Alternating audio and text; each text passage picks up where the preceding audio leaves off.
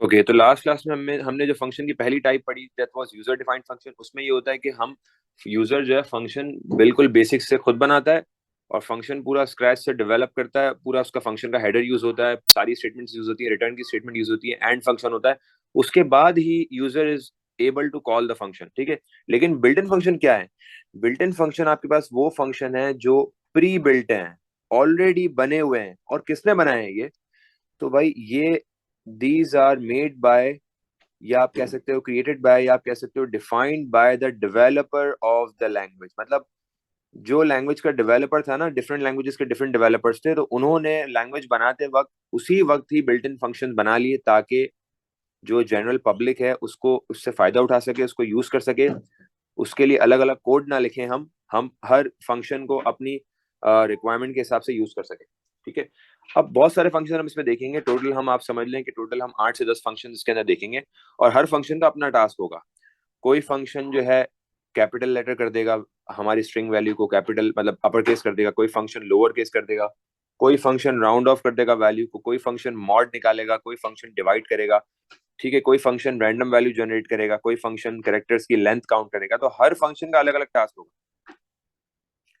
तो इसमें सबसे पहले डेफिनेशन आती है आपकी बिल्ट इन फंक्शन की कि functions that are pre built, पहले से बने हुए functions that are pre built by the developer, ठीक है, ऑफ द लैंग्वेज। तो बिल्ट इन फंक्शंस वो हैं जो ऑलरेडी डेवलपर ने बनाए हुए हैं, हम सिर्फ इजीली इसको कहीं पे भी कॉल कर सकते हैं। They can be called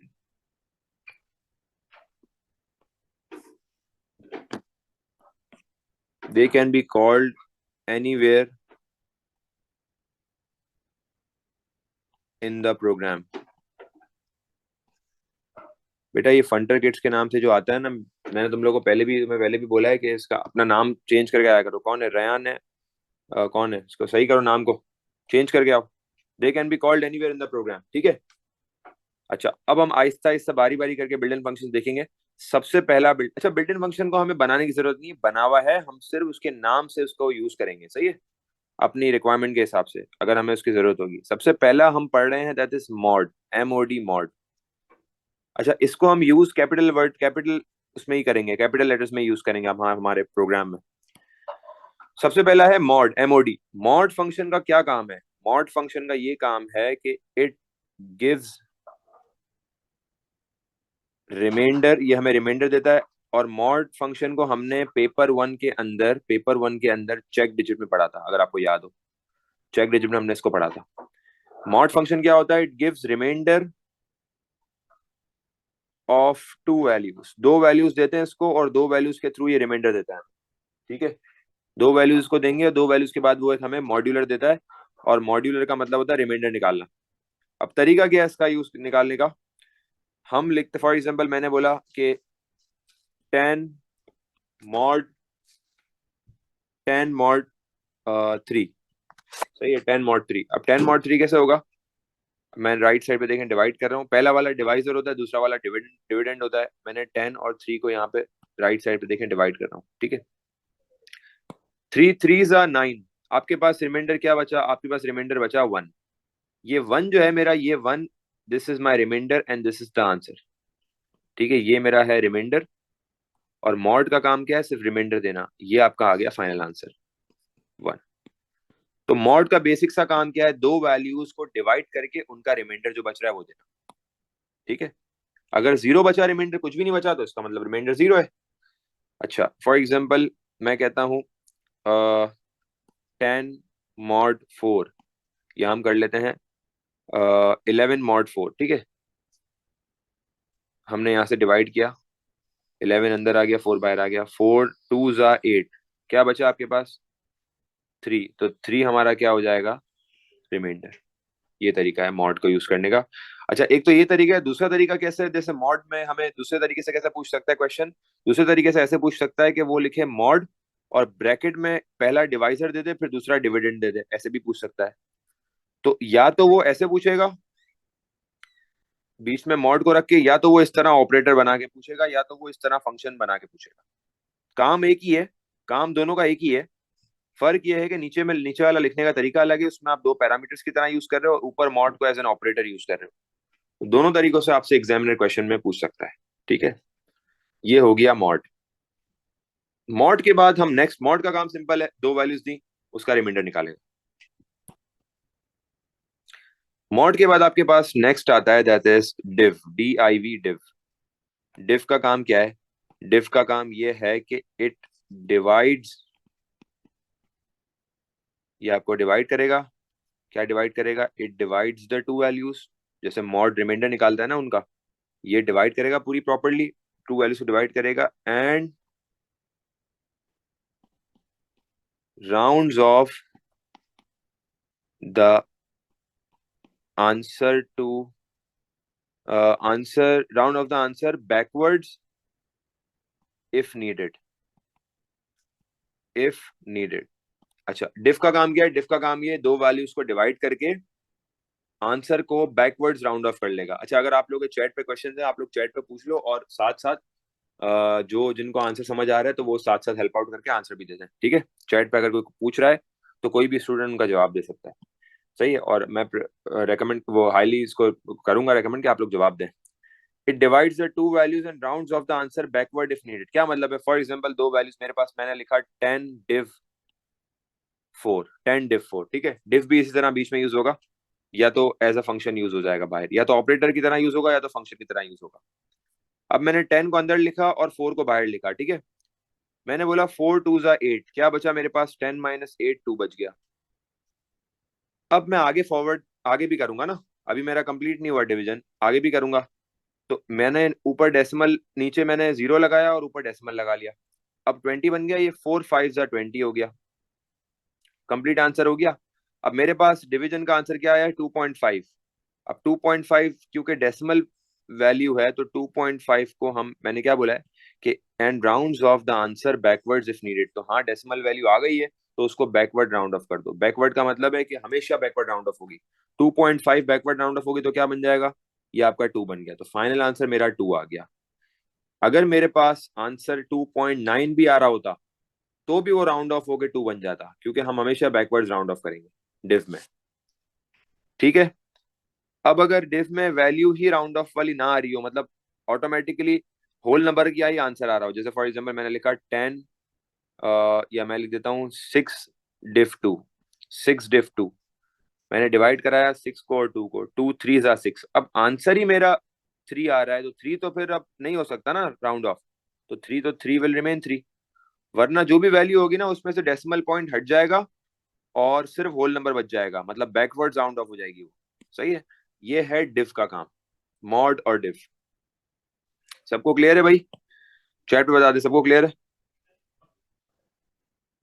nearest number पे राउंड ऑफ नहीं करता, वो हमेशा बैकवर्ड राउंड ऑफ करता है। 2.9 3 नहीं होगा, 2.9 2 हो जाएगा। मैं बता रहा हूँ ना, डेसिमल रिमूव हो जाएगा, ये हमेशा पीछे राउंड ऑफ लेके जाएगा आपको।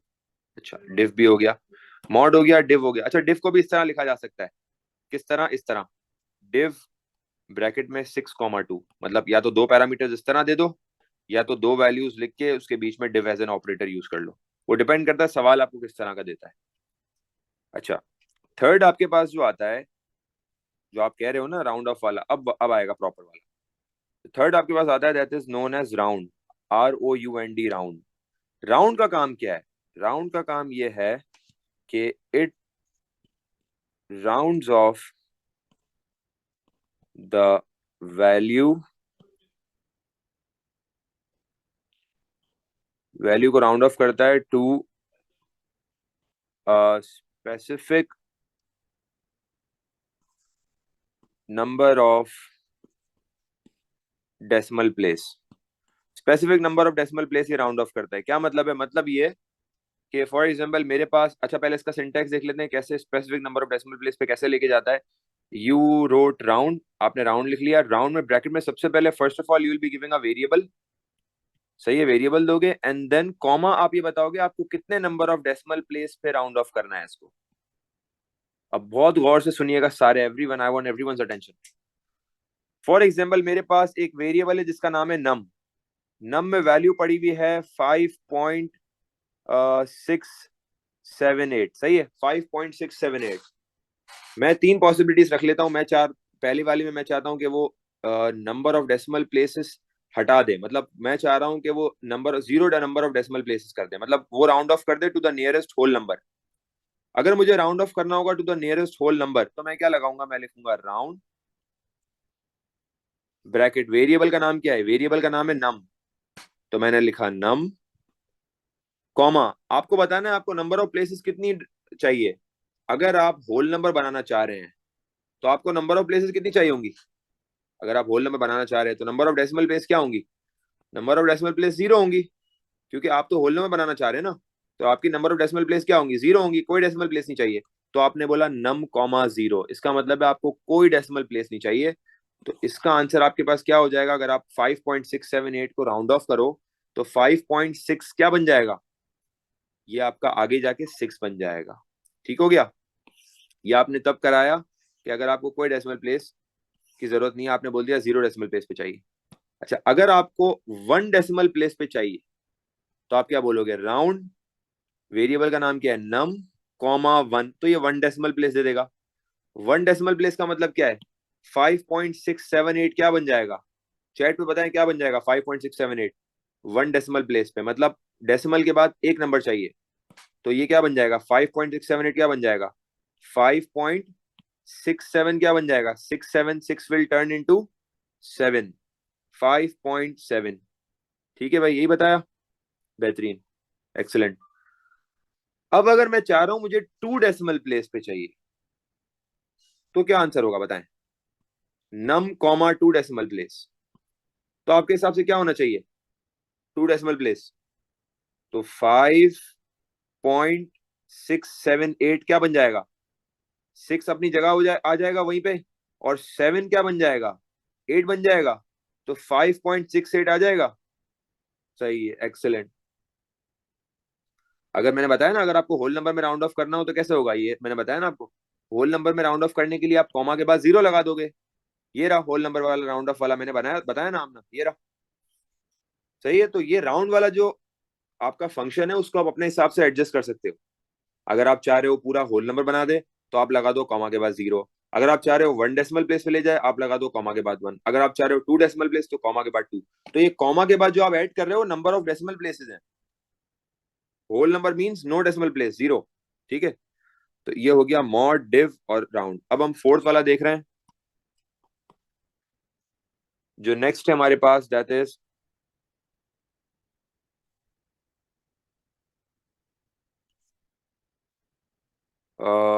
बल्कि पहले रैंडम देख लेते हैं, रैंडम। अब ये रैंडम का फंक्शन का क्या काम है, रैंडम, रैंडम के नाम का जो फंक्शन है ये क्या करेगा, it generates random integer value, ये रैंडम इंटीजर वैल्यू जनरेट करेगा फ्रॉम द गिवन रेंज। आपने उसको एक रेंज दे देनी है, उस रेंज के अंदर वो रैंडम इंटीजर वैल्यू जनरेट करके देगा। अब इसका सिंटैक्स देखते हैं क्या सिंटैक्स होगा। आप लिखोगे रैंडम, रैंडम के बाद सिर्फ ये वाला फंक्शन है जिसके अंदर आप ब्रैकेट्स में कुछ भी नहीं लिखते, रैंडम ब्रैकेट बनाया, ब्रैकेट क्लोज किया और स्टेरिक साइन आ जाएगा। स्टेरिक साइन के बाद आप बताओगे आपने क्या रेंज रखनी है, स्टार्टिंग फ्रॉम जीरो, जीरो से कहां तक रेंज रखनी है वो आप यहाँ पे बताओगे। फॉर एग्जाम्पल मैं कहता हूं कि मैं 0 to 50 के अंदर एक रैंडम इंटीजर वैल्यू जनरेट करना चाह रहा हूँ 0 to 50 में। तो मैं क्या लिखूंगा, random bracket open bracket close asterisk sign, और मैं लिख दूंगा यहाँ पे 50। तो अगर मैं इसको आउटपुट करता हूँ ना, इस वैल्यू को आउटपुट करूं तो ये क्या आउटपुट कर देगा मुझे, एक रैंडम इंटीजर वैल्यू, और उसकी रेंज क्या होगी, जनरेट वैल्यू बिटवीन 0 to 50, कोई भी वैल्यू हो सकता। अच्छा मैं इसको एक दफा चलाऊं, अगर मैं इसको आउटपुट लेके एक दफा वन टाइम रन करूं तो कोई भी वैल्यू हो सकता है, मुझे आउटपुट दे दे 27। अगर मैं इसको कोई लूप में डाल के बार बार चलाऊं तो कभी हो सकता है 3 हो, कभी हो सकता है 30 हो, कभी हो सकता है 27 हो, कभी हो सकता है 45, कभी हो सकता है 5, कभी हो सकता है 10, कभी हो सकता है 12, कभी हो सकता है 48, कभी 36, मतलब कोई भी वैल्यू 0 से लेके 50 में, और ये दोनों भी इंक्लूसिव है, 0 भी इंक्लूसिव है 50 भी इंक्लूसिव है, तो ये भी आ सकती है वैल्यूज। तो रैंडम का काम सिंपल ये है कि वो एक रैंडम इंटीजर जनरेट करेगा जो आपके पास वैल्यू चली आएगी। बेटा सिग्निफिकेंट फिगर की बात नहीं हो रही, हम ना सिग्निफिकेंट फिगर नहीं, सिर्फ आपको इसमें सिग्निफिकेंट फिगर नहीं होता, इसमें सिर्फ वो होता है डेसिमल प्लेस होता है। सिग्निफिकेंट फिगर की कोई इसमें वो नहीं है, लॉजिक नहीं है, सही है। आपको डेसिमल प्लेस पे ही हमेशा राउंड ऑफ करना होगा। Significant figure is not our syllabus part, वो फिजिक्स वगैरह में होता है। अच्छा रैंडम हो गया। रैंडम के बाद आपके पास नेक्स्ट जो आता है दैट इज लेंथ।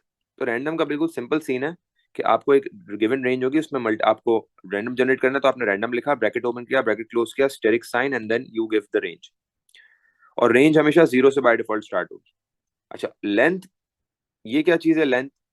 लेंथ का फंक्शन क्या करेगा? आपको याद होगा हमने वैलिडेशन वेरिफिकेशन में लेंथ चेक पढ़ा था, वो भी इसी तरह का ही है। लेंथ का काम ये है कि इट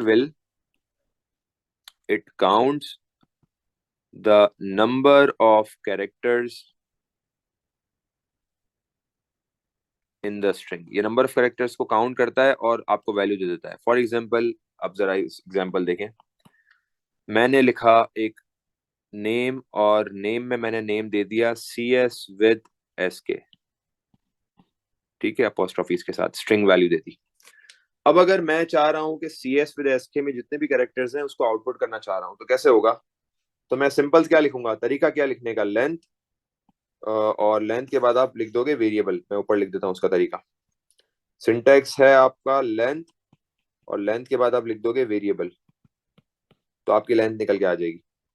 तो आपने क्या बोला, अगर आपको नेम की लेंथ चाहिए तो आप क्या बोलोगे, लेंथ ब्रैकेट में क्या आएगा, ब्रैकेट में नेम आ जाएगा।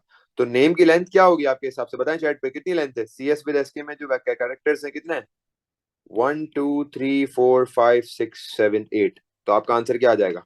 8, क्योंकि लेंथ में नेम में कितने कैरेक्टर्स हैं? 8 है, तो आपका आंसर निकल के आ गया 8। सही है, ठीक है। 1 to 50 पे नहीं, वो हमेशा 0 to 50 की तरफ ही, जीरो टू ऑनवर्ड्स रेंज की तरफ ही रैंडम जनरेट होगा, सही है। अच्छा ये हो गया आपके पास लेंथ।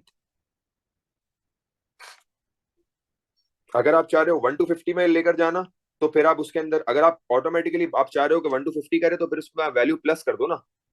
फिर आप +1 कर दो, रैंडम की जो इक्वेशन बनाई भी इक्वेशन है ना, उसमें +1 कर दो, तो हमेशा जो भी वैल्यू होगी ना उसमें +1 से रैंडम जनरेट करेगा, ठीक है। अच्छा लेंथ हो गई।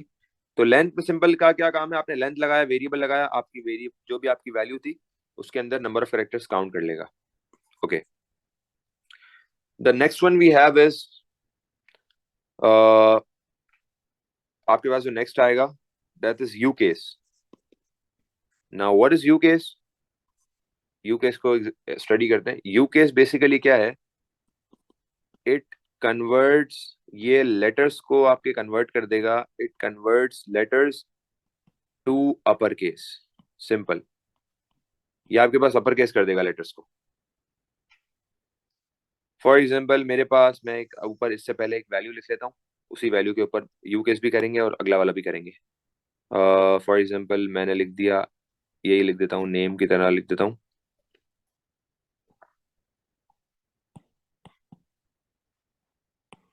ठीक है। कुछ लेटर्स कैपिटल हैं, कुछ लेटर्स स्मॉल है। मैं चाह रहा हूँ सारे यू केस हो जाएं, मतलब सारे कैपिटल हो जाएं, तो क्या लिखूंगा मैं? यू केस लिख के ही होगा, तो मैं लिखूंगा भाई यू केस, और ब्रैकेट में आपने वेरिएबल लिखना होता है तो ब्रैकेट में मैं लिख दूंगा नेम। तो यू केस नेम लिख दूंगा, तो ये क्या कर देगा, सबको कैपिटल कर देगा, CSWITHSK।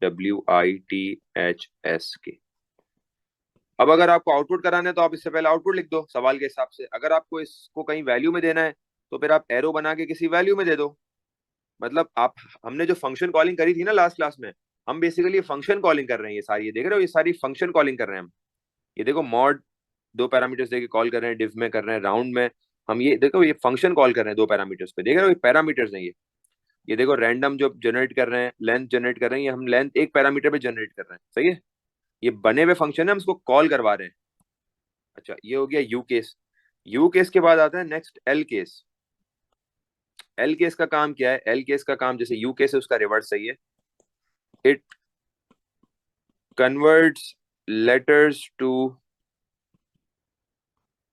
लोअर केस, ये लोअर केस कर देता है लेटर्स को, जो भी कैपिटल लेटर्स होंगे उसको लोअर केस कर देगा, और जो ऑलरेडी अपर, फॉर एग्जांपल अगर आप यू केस लगा रहे हो और कुछ लेटर्स हैं वो ऑलरेडी अपर केस है, तो भाई अपर केस तो अपर ही रहेगा ना, वो थोड़ी कोई लोअर बन जाएगा अगर आप यू केस लगा रहे हो। इसी तरह एल केस लगाते वक्त अगर कुछ लेटर्स ऑलरेडी स्मॉल है तो वो स्मॉल ही रहेंगे। सही है। अब एल केस कैसे लगाएंगे, ऊपर वाले पे मैं इसी पे लगा रहा हूँ, सही है, नेम पे इस यू केस भी इसी पे लगाया, अब एल केस भी इसी पे लगा रहा हूँ। तो मैंने लिख दिया भाई एल केस लगाओ, किस पे लगाओ, नेम पे लगाओ। तो अगर मैं इसको आउटपुट करूंगा तो ये मेरे पास कुछ इस तरह वैल्यू दे देगा, C S small with small S and small K, ये वैल्यू निकाल के दे देगा मुझे। सही है, ये मैंने स्मॉल में लिख दी, क्योंकि एल केस का काम ये क्या है कि आपकी वैल्यू को स्मॉल कर देता है। सही है, so this is how we will be doing this. ये हो गया U case L case. Okay, ये हो गया कंप्लीट यहाँ तक simple U case L case में तो कोई रॉकेट साइंस नहीं है। सही है।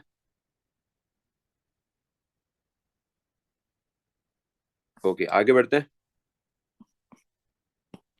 We have done mod div round random length u case and lower case l case. Okay, next one is, अब जो हम यूज कर रहे हैं और उसी उसके लिए हम एक ईमेल या कोई भी ऐसा कैरेक्टर जिसको हम यूज कर सकें, लेट से हम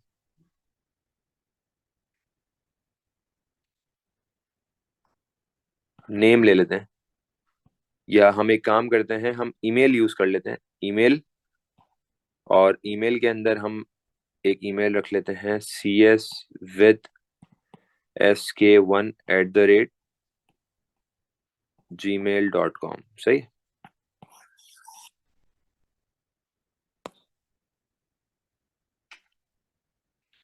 ओके, मेरे पास अब मैं आपको दिखा, अब जो मैं यूज कर रहा हूँ तीन, अब वो यूज कर रहे हैं हम पिक करने के लिए। सही है, लेफ्ट राइट और मिड। पहले देखते हैं लेफ्ट, लेफ्ट का काम क्या है। ठीक है भाई, यहाँ पे जो हम लेफ्ट यूज कर रहे हैं ना, लेफ्ट का काम क्या है, लेफ्ट का काम ये है कि it picks up characters from left, it picks up characters from left, ये लेफ्ट से कैरेक्टर्स पिक करेगा। What's the syntax of left, syntax देखें, आप लिखोगे लेफ्ट, लेफ्ट लिखने के बाद आप लिखोगे ब्रैकेट में वेरिएबल, और कॉमा लगाने के बाद आप लिखोगे कितनी नंबर ऑफ प्लेसेस पे पिक करना है वेरिएबल। सही है, कॉमा लगाने के बाद आप लिखोगे कितनी नंबर ऑफ प्लेसेस पे पिक करना है। तो अगर मैं यहाँ पे, मुझे इस ईमेल में से cs@sk1@gmail.com में मुझे अगर सी एस पिक करना है, सी एस, तो सी एस पिक करने के लिए मैं क्या लिखूंगा, लेफ्ट, वेरिएबल का नाम क्या है, ईमेल, कॉमा, मुझे लेफ्ट से सी एस पिक करना है, मतलब मुझे लेफ्ट से दो करेक्टर्स पिक करने हैं, तो मैं कॉमा के बाद क्या लिखूंगा, नंबर ऑफ प्लेसेस 2। तो अगर मैं इसको आउटपुट कराता हूँ तो मेरे पास सी और एस आ जाएगा। सही है। इसी तरीके से अगर मुझे सी एस विद पूरा पिक करना है, सी एस विद, तो C S with contain 6 characters, तो मैं लिख दूंगा लेफ्ट ईमेल कॉमा 6, तो वो 6 कैरेक्टर्स पिक कर लेगा। मतलब वो करेगा लेफ्ट से ही पिक। ठीक है, वो लेफ्ट से ही पिक करेगा। ओके, आगे बढ़ते हैं। अब आते हैं हम राइट पे, इसी का ही रिवर्स, राइट। ये पिक करता है आपके पास characters from right side, it picks up characters from right side. Right side से कैसे पिक करता है, उसी ईमेल का एग्जांपल ले लेते हैं। अब राइट साइड से फॉर एग्जांपल मुझे डॉट कॉम पिक करना है, डॉट कॉम, ठीक है। तो डॉट कॉम पिक करने के लिए मैं क्या करूंगा, मैंने लिखा राइट, पहले इसका सिंटैक्स लिख लेते हैं एक साथ। इसका सिंटैक्स है राइट, और अगेन वही same, variable, comma, number of places, कितनी प्लेसेस पिक करनी है आप। तो अगर मुझे डॉट कॉम पिक करना है, डॉट कॉम में 4 कैरेक्टर्स है, तो मैं क्या लिखूंगा, राइट ईमेल कॉमा 4, तो वो राइट से क्या पिक कर लेगा, डॉट कॉम पिक कर लेगा, और आउटपुट करूंगा तो ये पूरा आउटपुट हो जाएगा, और अगर किसी वेरिएबल में असाइन करूंगा तो पूरी डॉट कॉम वाली वैल्यू उस वेरिएबल में चली जाएगी। ठीक हो गया, तो ये हो गया लेफ्ट राइट। अच्छा, अब मैं यहाँ पे जरा बल्कि एक और है आखिरी, वो कर लेते हैं, इसके बाद फिर क्वेश्चन मैं लूंगा। और वो करने के लिए मैं आखिरी वाला एक आध बचा हुआ है, तो मैं उसके लिए वो ओपन कर लेता हूँ।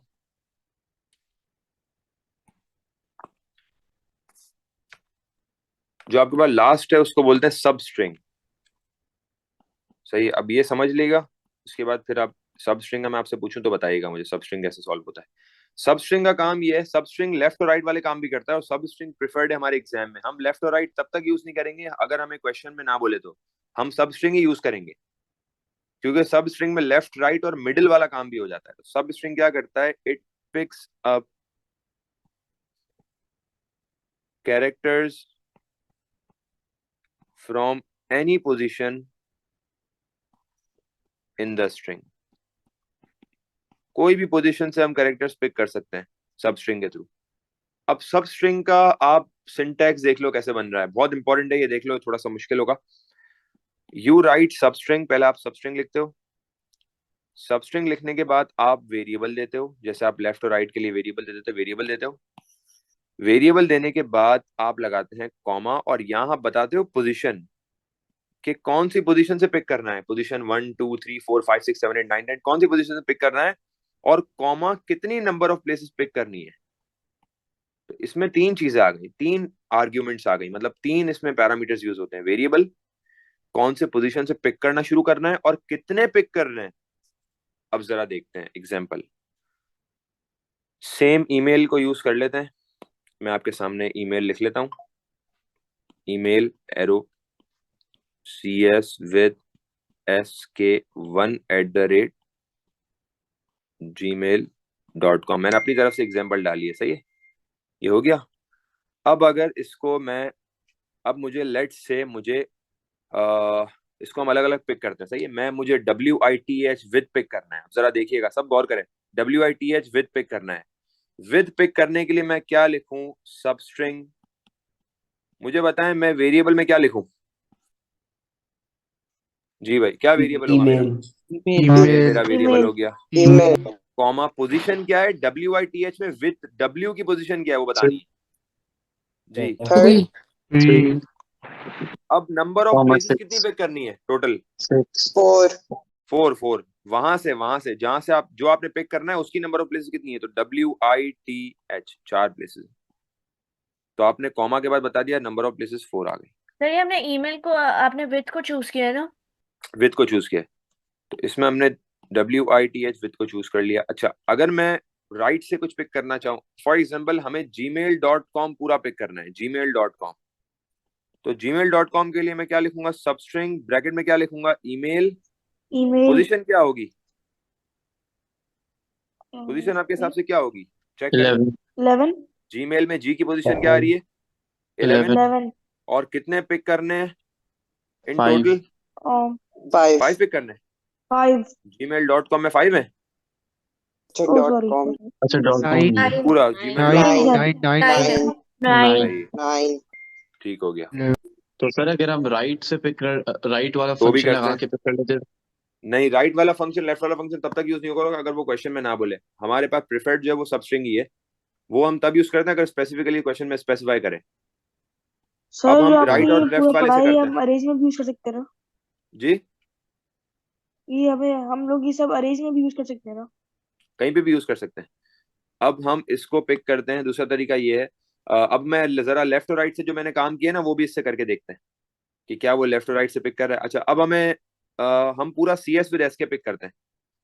तो अगर मैं पूरा पिक करूंगा तो मैं क्या लिखूंगा, सब स्ट्रिंग, फिर ब्रैकेट में क्या आएगा, ईमेल, कॉमा, 1 क्या करूंगा मैं अगर CS विद SK पूरा पिक करना 1 है, पहली पोजीशन से कितने पिक करने हैं, 8 8 पिक करने हैं। बेहतरीन।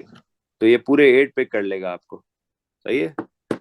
यहाँ से पूरा आपको CS विद SK पूरा आपको इसने जो है पूरा पिक कर लिया।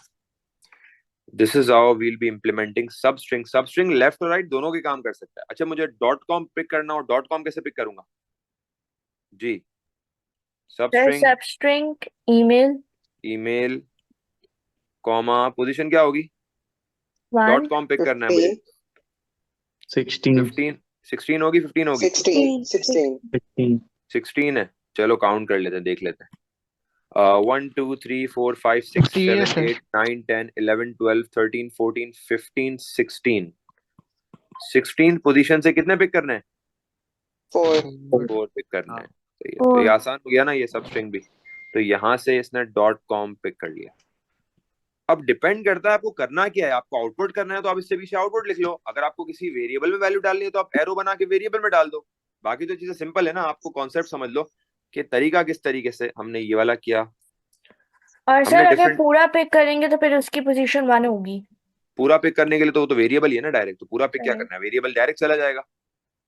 सब स्ट्रिंग ही सर नहीं एक लगाओ ना सवाल फिर।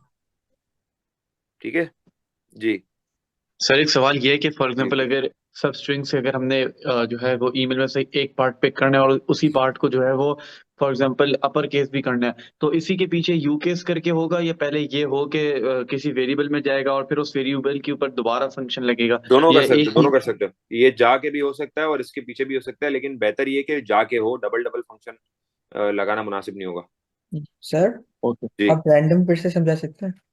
रैंडम्स देख लेते हैं वापस। मसला ही नहीं है। रैंडम में ये है कि कोई भी हमने जो रेंज दी है ना उसके अंदर से सिस्टम कोई भी रैंडम वैल्यू जनरेट करके दे देगा, कोई भी इंटीजर वैल्यू। अब जो रेंज है ना वो रेंज मैं दूंगा कहाँ से कहाँ तक लेके जानी है। अगर 0 से स्टार्ट हो रही है तो मैंने सर फॉर एग्जांपल 50 लिखी, तो 0 to 50 में कोई भी रैंडम वैल्यू जनरेट कर देगा, बस और कुछ भी नहीं है। सिंपल है। ठीक है। सर इसके सिंटेक्स में हमने स्टैटिक क्यों लगाया है? ये स्टेरिक का मतलब है कि टाइम्स, इतने टाइम्स, मतलब ये रेंज है, ये फिक्स्ड है। स्टेरिक लगाना पड़ेगा। और सर ये ब्रैकेट में ये क्या रेंज लिखना है की आपने? जगह ब्रैकेट में कुछ भी नहीं, खाली होगा जी। ये हमेशा 0 से स्टार्ट होगा। हाँ बाय डिफॉल्ट 0 से स्टार्ट होगा। सर ये रेंज की जगह आपने 50 जो लिखा है ये एंडिंग पॉइंट लिखा है आपने एंडिंग रेंज पॉइंट का। लिखा है। हाँ ये मैंने रेंज का एंडिंग पॉइंट स्टार्टिंग लिखा पॉइंट नहीं लिखा है, यानी सिर्फ एंडिंग पॉइंट है। लिखा एंडिंग पॉइंट लिखना है। यहाँ पर मैं इसको मेंशन भी कर देता हूँ। यहाँ पे आप रेंज का एंडिंग पॉइंट बताओगे और स्टार्टिंग पॉइंट आप डिपेंड करता है कि आप अगर फॉर एग्जांपल 1 से स्टार्ट करना चाह रहे हो तो आप पूरी वैल्यू में +1 कर दो। वो इस तरह के लॉजिक वैसे आते नहीं है, सिंपल ही आते हैं। तो ये है, लेंथ है, फिर इसके बाद राउंड है, डिव है, मॉड है। ठीक है। और यू केस एल केस तो बहुत बेसिक है। लेफ्ट राइट, अच्छा लेफ्ट राइट देखो हमें यूज यूं नहीं करना है। ये लेफ्ट राइट इसलिए बताया है क्योंकि बहुत कम, मतलब रेयरली यूज होते हैं, ए लेवल्स में यूज होते हैं। लेकिन लेफ्ट राइट ओ लेवल्स का यूं पार्ट नहीं है। लेकिन अगर उन्होंने स्पेसिफाई करा कि इसी से ही करो तो इससे करेंगे, वरना substring can do everything. Substring can implement everything. It can pick characters from the middle, from left, from right, सब कुछ पिक कर सकता है क्योंकि इसका सिंटैक्स इस तरह बना हुआ है कि आप बताते हो पोजीशन और आप बताते हो कितने प्लेसेस पिक करने हैं। तो हमारे पास टोटल कितने हो गई है? 1 2 3 4 5 3 4 5 6 7 8 9 10 हो गए टोटल ना। तो आई थिंक इतने ही है। एक दफा मैं वो भी कर लूं, कंफर्म भी क्रॉस चेक कर लूं जी। सर डेव में हमने एक साइन यूज किया है। जैसे क्वेश्चन में जो हम निकाल रहे थे आंसर, उसमें 2.5 साइन एक कोई दिया और उसमें 2 लिखा है उसके बाद, तो ये रिमाइंडर की साइन है किसकी? डेव में। डिव में हमने बात पूछे। इसमें हमने 2.5 के बाद एक हाँ साइन यूज। वो तो मैंने अपनी तरफ से साइन दिया हुआ था। वो कोई ऐसा साइन नहीं है, हटा दो अगर आपको उससे कंफ्यूजन हो रही है। वो तो मैंने समझाने के लिए दिया हुआ था। आपको राउंड ऑफ थोड़ी करना है, आप तो राउंडेड ऑफ वैल्यू दोगे ना आप तो अपने आंसर में। सर यानी ये इसमें सब 1 डेसिमल पीछे कर लेंगे। नहीं, डेसिमल नहीं, जो भी होगा ना, जितने भी डेसिमल प्लेसेस होंगे ना हटा देंगे। सही। It removes the decimal places और बेसिकली। सर इसके साथ सिंगल नंबर आएगा, जैसे अगर 2.56 होता तो तो फिर। भले भले जो भी है डेसिमल हटा दो, पूरा 0.56 हटा दो, 2 बच जाएगा। सही। अच्छा अब हम पास पेपर्स की तरफ आ रहे हैं। पास पेपर्स वाला सर मेरा ख्याल क्वेश्चन आप INT तो नहीं मिस कर गए? नहीं, आईएनटी हमारे उसमें पार्ट नहीं है तो इसलिए मैंने पढ़ाया नहीं है। सर लेफ्ट और राइट में वो बीच वाली वैल्यू नहीं ले सकता, नहीं ले वो सकता। सब स्ट्रिंग ही ले सकता है। हाँ लेकिन अभी लेफ्ट और राइट हमें यूज ही नहीं करना। पहले तो बहुत मिनिमम केस में अगर वो क्वेश्चन बोले तो यूज करेंगे, वरना नहीं। सही है। सर आईएनटी आईजीसीएसई का भी पार्ट नहीं रहा। नहीं रहा, आईएनटी यूज ही नहीं होता किसी में भी, क्योंकि आईएनटी वही वाला काम करता है जो डिफ करके दे रहा है। और आईएनटी में बेसिकली पता है कि आईएनटी में डेसिमल प्लेस रिमूव हो जाते हैं। आईएनटी में जो है डेसिमल प्लेसेस रिमूव हो जाते हैं, बस ये काम करता है आईएनटी। तो आईएनटी अब इस्तेमाल ही नहीं होता तो इसलिए हमने रिमूव कर दिया, उन्होंने हटा दिया वहां से लिस्ट से।